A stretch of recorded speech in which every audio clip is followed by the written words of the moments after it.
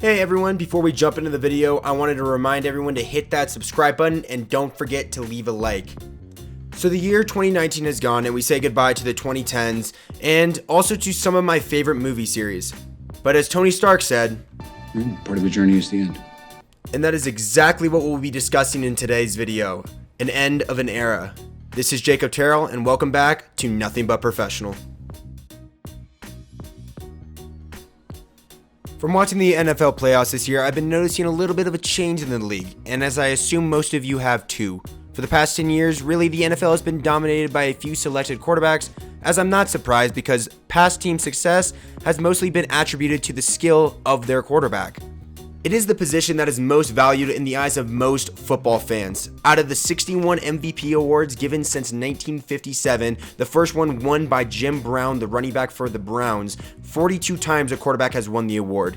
That is not counting this year, which at this point is most likely going to be Lamar Jackson, so I'm just going to call it 43 out of 62. That means 70% of the MVP awards go to quarterbacks. So let's get to the point. As we enter this new decade, we are getting ready to say goodbye to a lot of these dominant NFL stars as their primes have come and gone. After watching Tom Brady lose to the Tennessee Titans in this year's playoffs by throwing a game-clinching pick six, it's hard to believe that the 6 Super Bowl winning Brady era has much more to offer. The 42-year-old quarterback looked washed up and cannot carry a team like he used to.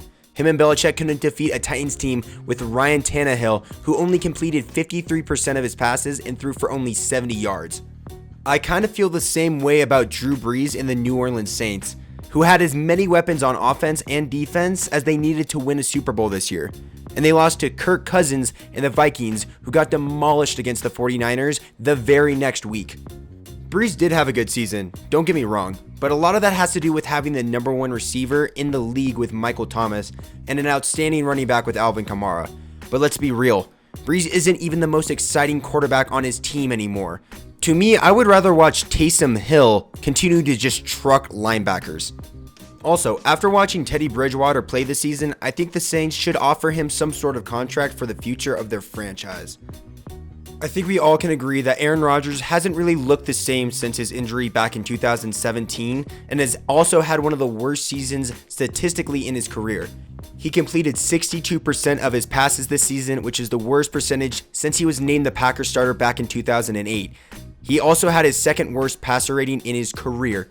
Watching him this year, it almost felt as if he was holding back a little, and he doesn't really look to be trusting his wide receivers as much, and his ability to extend plays and throw on the run were two of his best aspects, but lately it seems like he kind of strayed away from that. Jumping over to Big Ben, who to me now is more old and washed up. Once he comes back from his injury, he won't have the weapons he used to with Antonio Brown and Le'Veon Bell.